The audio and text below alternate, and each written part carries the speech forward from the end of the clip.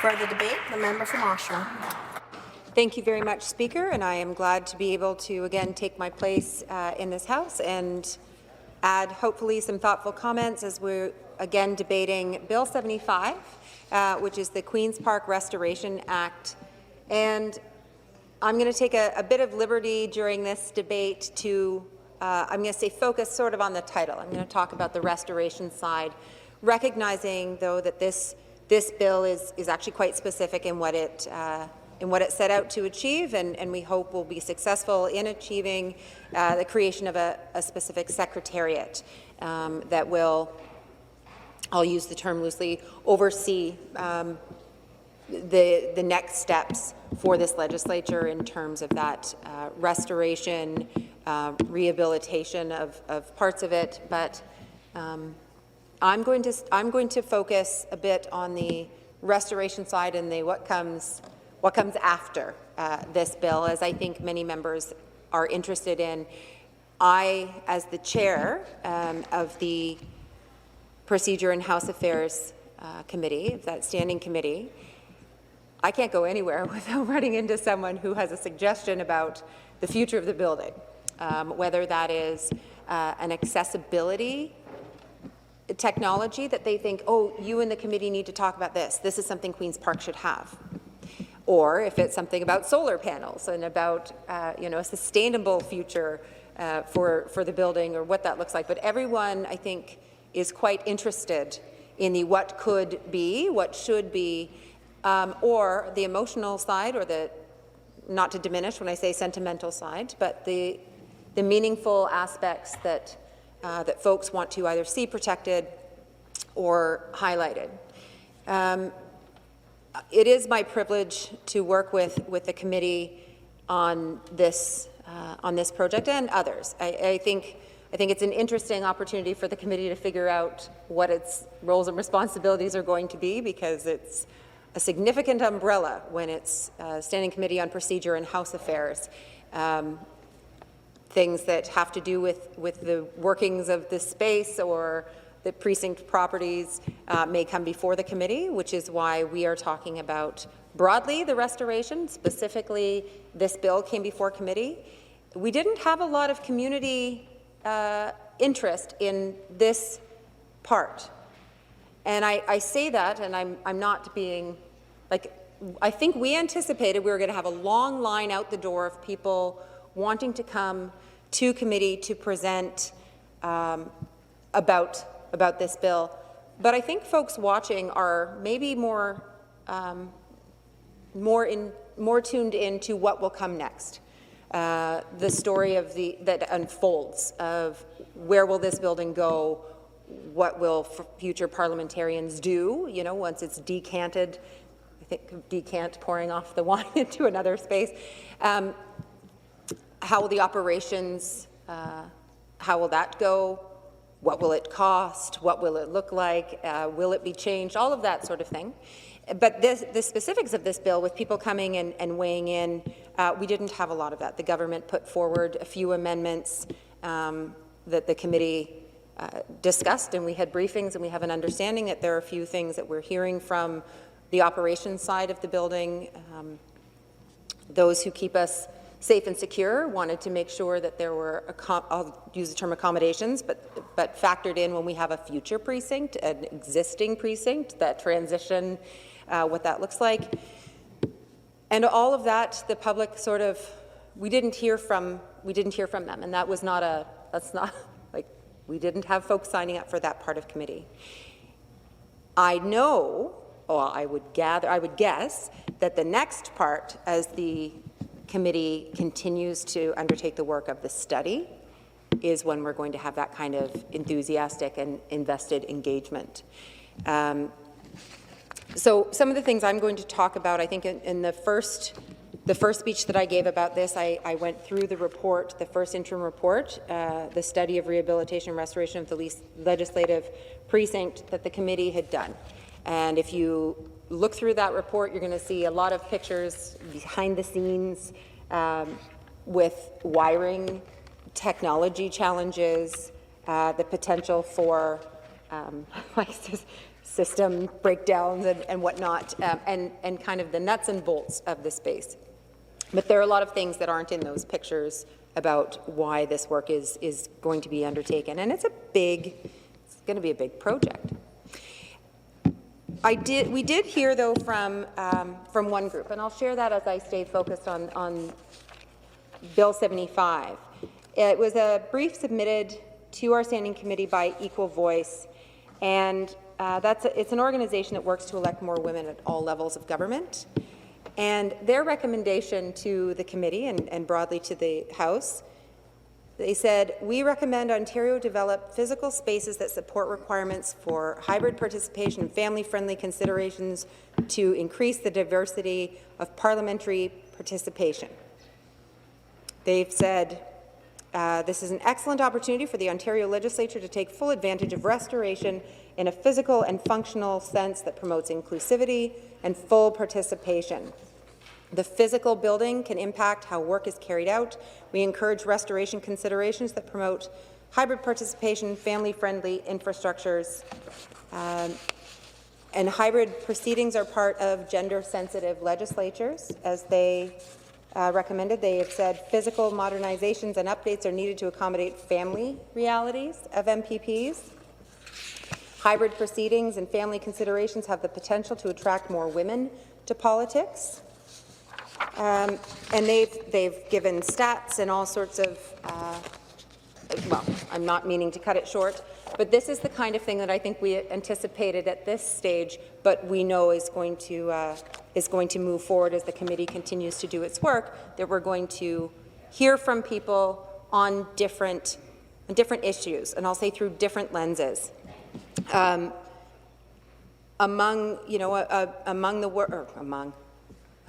some of the work that we are currently undertaking is reaching out to Indigenous partners, to First Nations, to start that process, a bit of an introduction to the work of the committee, and then a more formal process inviting input.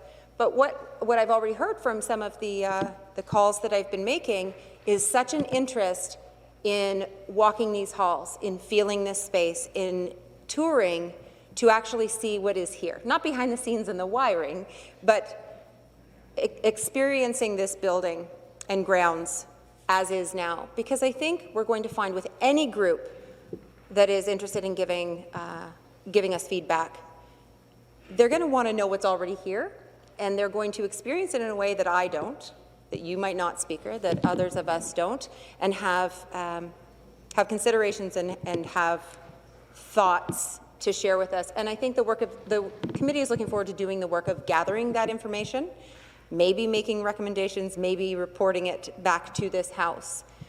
And so if members of this House have good ideas about what they would like for the committee to consider, send it our way. I think we're at the very early stages of what is going to be a very big and hopefully meaningful project, frankly. But when it comes to accessibility, as Equal Voice had referenced, my colleague from Hamilton Centre experiences this space in a very different way than I do. And we have seen some modifications of the physical chamber and the building broadly to ensure that she can access the work that she does in this building. But we want to ensure that people can work here in the future with different accessibility needs. It's about entering the space, using the space, hearing the space, being heard. One of our colleagues has raised the issues around French language translation and how people can watch the legislature, and that is something that we are facing currently. But what are going to be challenges that we face in the future? And also, what does accessibility mean? It isn't only a matter of getting into the building or getting around the building. It's also who feels welcome here. Who is welcome here? How is this building designed and for whom? Because I know that I have colleagues in this room, and this is not a partisan comment, there are MPPs on both sides of this House who may have hidden disabilities who know that they access this space slightly differently, that there are people who have been elected and are not welcome and never were. I mean, a long time ago, women were a new thing in this place, and they were not welcome. Who else has not been welcome historically? But I will say that anybody who isn't welcome in this space, who takes their seats, whether they're because of their family story or their cultural background or their ideology or understanding or beliefs or any of that, this building is going to be carving their names into the wall. Like, this building will forever have their names, and that is something that I think is the power of this space, right? That each person who is elected here has earned being here. What they do with it is up to them, but their name will be carved into the wall. But that's a heck of a fight just to get here. We want more people to run for public office. We want more people to imagine that they can. Equal Voice mentioned family-friendly. You know, I have met some of the members' children, and I cannot get over how fast they grow. Like I've seen some pretty tiny ducklings that all of a sudden now look to be teenagers, and I think, what just happened? But anyway, and that's a special part of being here and getting to know each other a little bit and some of the family pieces. But there are a lot of folks who never put up their hand to run for office because they might have, whether it's childcare needs or balancing things, and that will always be true, that people will always have their own individual decisions to make. But what are we doing about it here, right? In terms of childcare, in terms of accommodations that might be raised as they come up, right? Every single one of us in this House was elected to do the same job, but we do it all so differently. There's some people who keep a day of the weekend, kind of sacrosanct, that's family time, and others of us work 7 days a week, 24 hours a day, and somewhere in the middle, right? What will future parliamentarians look like? Who are they going to be? Can they get here? And when they get here, how will they experience the space? All of this is sort of, pie in the sky stuff and a little bit like, oh, that'd be neat. But one of the things that the committee learned when we went to Ottawa was we're not designing the space for what we wish we had. Like, sure would be great to have a charging port in the desk. Well, for what technology? What is that charging port going to look like? It's not about future-proofing this space for the next, for the foreseeable future. It is making sure that this building can continue to change as needed. We've talked about the heritage, or we've talked about the grandeur of the space, but I have been proud to stand here and say, yes, there is beauty and there is grandeur, but there is oppression and there is some pretty ugly stuff up on the walls. And until it's pointed out to you, you might be like, oh, that's a fun carving, and then you have someone else explain to you what that message is, what that not just means in Latin, but what the story tells. And maybe we preserve, or maybe we explain, or maybe we change. And that's for not just the committee, that's for the future to decide, right, with this work.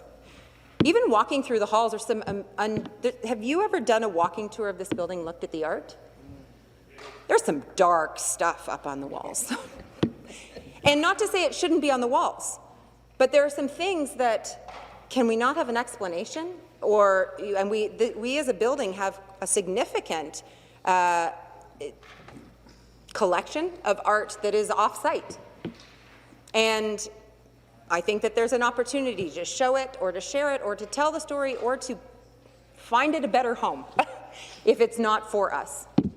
How do we make space for new art, new stories, better stories, the real stories? I think that this legislature will have a lot of that work to do as we go forward with, broadly, we're debating Bill 75, but it is the Restoration Act.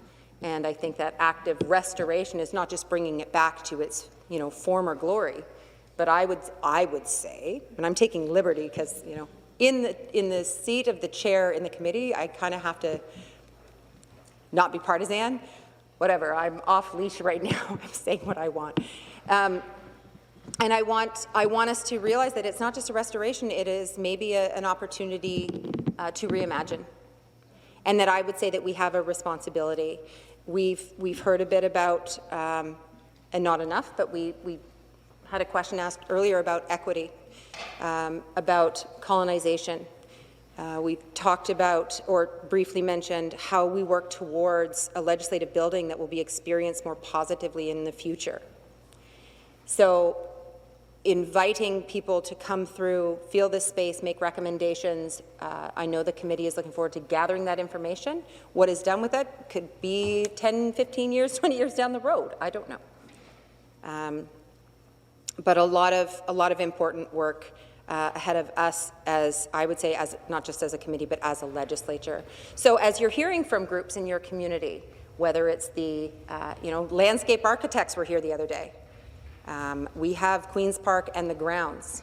We're going to have an area where we decant into, where we will be working for a while. What does that space need to be?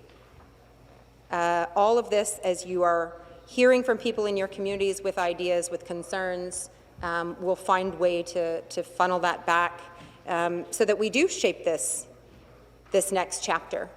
I would say in a good way, in a way that reflects the needs of Ontarians now and going forward in the future. Something else that came up recently was the community impact. We have a building in, I'll say, the heart of Toronto, although every neighborhood would say it's the heart of Toronto. But anyway, geographically, here we sit. And around us, we've got neighbors who like us, neighbors who count on us, neighbors who might not love us. I cut my teeth as a young activist on the lawns of Queen's Park, and I don't imagine that everybody loves that part of it. I loved being on the front lawns of Queen's Park. It was quite cathartic. But how will the neighbors, the businesses, the community members around us, how are we factoring them into a massive construction project? Right? There are a lot of unanswered questions about what's under the front lawn. And I know the subway, yes, but what else in terms of the wiring, in terms of all of that? There's a lot of information to parse through. And so that's why, back to what we're debating, or discussing, I guess, really, is the creation of the Secretariat. And so that creation, that body, is going to have a lot of work ahead of itself. But like we saw in Ottawa, having it separate and apart from the legislature, but still connected to the legislature, that it's not just a private company over here making decisions where they've never served the people of Ontario as legislators. We do need that body to be as nimble as it can be, but also to have that long-standing goal. This is a big project. We learned that in Ottawa. There are other committee members here who remember that we heard from the folks in Ottawa that you kind of have to keep your eye on the prize. There's a big long-term plan here, but you do have to make decisions about bulk buying when it's cheap, or taking advantage of the opportunity to store something when you can actually buy those materials. All sorts of big pieces that are not for the committee and not for the legislators, but more for the Secretariat and the different the people doing that work. I want to say thank you to the folks who make the magic happen behind the scenes, the operations side of this building, whether food service, mailroom. I would do a big round of applause or to bang on my desk for broadcast and recording, but I don't want to hurt your ears. But the folks who make everything work, it's going to be a lot of work to factor in the specifics required as we decant to a new space, right? How will they function? What does that transition look like? So this is the beginning of that work. That is not just what art do we put on the walls, not to diminish that, but it's also how do we keep getting the messages from this building out to the community? How do we continue to engage with community during the transition time, as well as the next chapter when we're back into this? I mean, there's the new space and then there's the new old space. So I look forward to doing that work with this House. Thank you, Speaker. Questions? The Minister of Northern Development.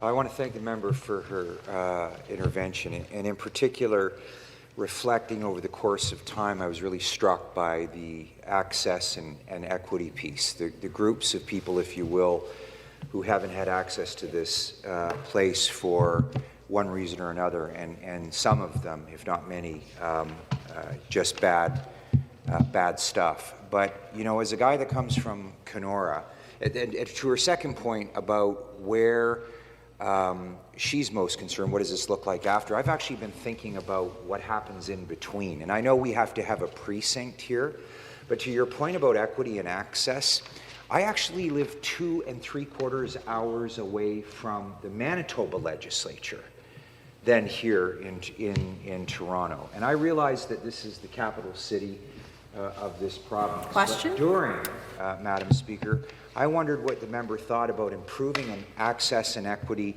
for us to have a roaming legislature every once in a while, where we could convene in cities around the province so that people had more access. Because I can tell you, not too many people from Kenora or Keewatin find themselves down in this mega. Thank you. Response, the member from Oshawa. Thank you. And it's that reminder that we come from all over the province, right? And that's why I was saying, like, every neighborhood's going to say that they are the heart of their area. I don't know what the committee will ultimately recommend, but if I were to imagine, you know, the opportunity to travel more, I would say that that we have that opportunity with different committees, and maybe, you know, we make that a priority the government can make that a priority in different ways. Because back to what I had been saying about the operations of this space, and not to limit, but I do know that broadcast and recording folks have to come with us when we travel. They came with us, and thank you, when we went to Ottawa, so that we could ensure that we had Hansard, that we were as accessible to Ontarians in the work that we did there. So whatever we do, we're going to have to factor in everybody who works behind the scenes to make the magic happen, in whatever that looks like. Question, the member from London North Centre. Member from Oshawa for her presentation. You know, every time we see individuals, groups, often school groups, young people, visiting us here in this legislature, I think of them in the visitor galleries, and the pitch of those stairs is really quite something that is shocking until you were actually in that position. I wonder if the scroll work was added after the fact, and, you know, for safety purposes. But particularly my question is about education in those groups who come to visit us. How could this building, how could this precinct be made more engaging for school children and to other tour groups? How does the member envision this space being responsive to the needs of educational groups that come to visit us? Response, the member from Oshawa. I think a big part of the importance of this space is that it is a public building, right? And how the community broadly accesses it has to be a big part of the next chapter. When we were in Ottawa, I mean, they have different opportunities. They could, you know, they're digging underneath and building a massive education center with cafeteria and all of this for school groups and for those who come. We have a subway, and we'll have to figure out what we as a precinct can offer where that's concerned. But even imagining different use of this space, safety things, I'll leave that to the professionals and the experts to make recommendations there. But as a former educator, like, what if we had a section, and I'm just making this up, what if we had a section that was more of a museum? We have dark chapters in our history, and we have bright spots in our history. What if we had a section that told about the power of government and the massive responsibility, the bad decisions when things go badly, and tell that story and actually educate in this space? I think that would be worth considering. Further questions? The member from Etobicoke Lakeshore. Well, thank you, Madam Speaker, and I just want to thank the member for her presentation today. And I was one of the fortunate people who was able to go on a tour of this amazing facility that we have the privilege to work in every day. And I just wanted to ask the member and the chair of our committee if you could just expand upon, for those who are watching today, when we were up on the roof looking through the ceiling, what did you see that surprised you, which maybe some reasons why we really need to get on with our decanting. Thanks. Response, the member from Oshawa.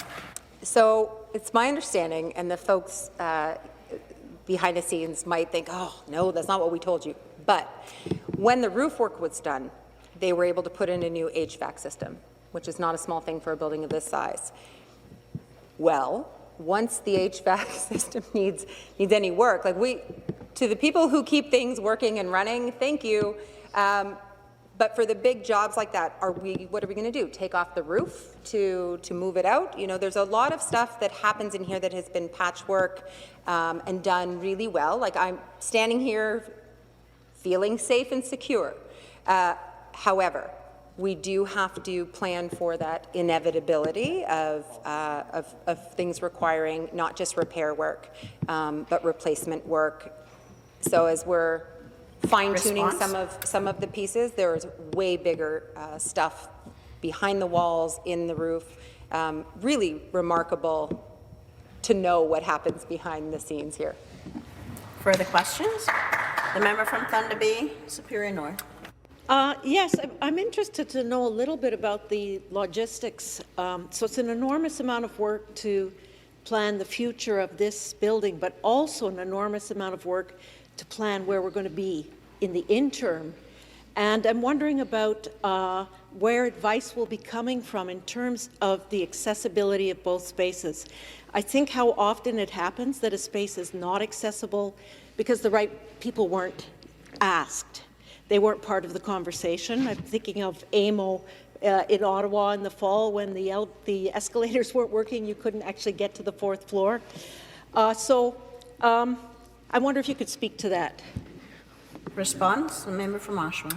I will say that the committee hasn't yet started to look at the specifics, but that's much of what is going to come, I think, from the Secretariat is hopefully a bit of a back and forth so that the committee can be useful in specific ways and then, broadly useful, yes, but we don't have an idea of where we would be going as a committee. There are folks looking into options, but what you have flagged, I think, is at the forefront of everyone's mind, is that we want to do this well, right? And so the people who will be consulting will have far more expertise than I, or than others that you run into people who say, ooh, you know where you should move? You should move to this building or that building. I haven't, or maybe Ontario Place. Just kidding. Too soon. Response? But I would say that wherever we go, it's going to end up being hopefully well planned, and that's part of the work of the Secretariat, is to do this in a way that takes the time it deserves. Further question? The member from Peterborough Kawartha. Thank you, Madam Speaker. It's a member from Oshawa. The building was first opened in 1893.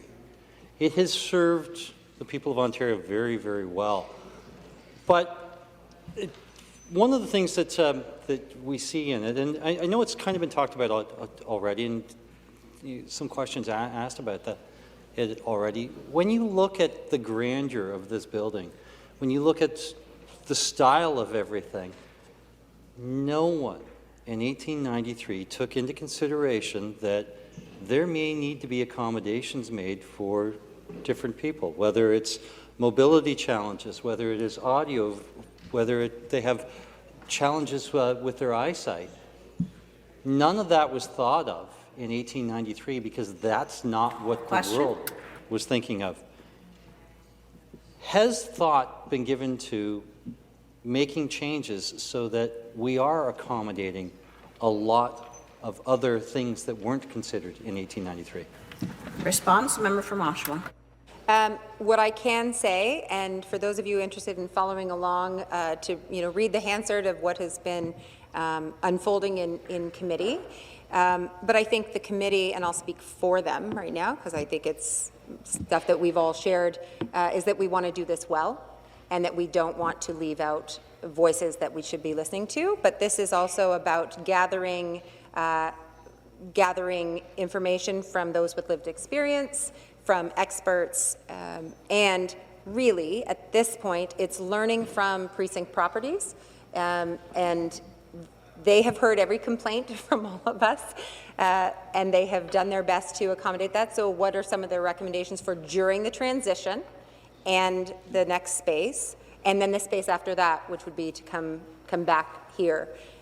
So I'd say that we are looking forward to doing that work well, and if anyone has an expert in their back pocket, send them our way. Thank you. Further debate? The member from Etobicoke Lakeshore.